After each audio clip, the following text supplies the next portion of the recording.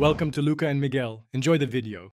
You start by preparing legally. You must own or create the art you upload. Open Roblox Studio and sign in, then grab the official shirt template so alignment matches avatars. Once done, open your 2D editor and place seams and panels on separate layers.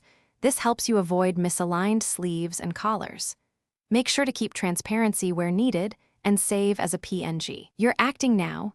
Use the platform tools so your shirt will render correctly on avatars and follow Roblox rules. You now focus on the detailed design work. Map front, back, arms, and collar to the template so textures wrap cleanly. Use guides or an overlay preview to check seams. This prevents visible breaks where panels meet. Once satisfied, flatten only visible layers and save a final PNG. Do not include hidden layers or metadata. Export at the template resolution and confirm file size is acceptable for upload. This ensures consistent visual results and avoids common wrapping errors when applied to avatars. You finish by uploading through Create, then choosing Shirts. Give it a clear name and description so users find it. Once uploaded, apply the shirt to a test avatar in Studio and inspect seams, scale, and color fidelity.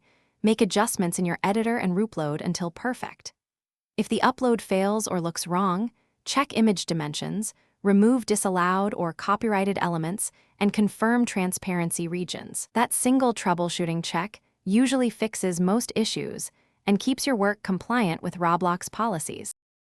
Thanks for watching and please subscribe. It's the best investment you'll ever make.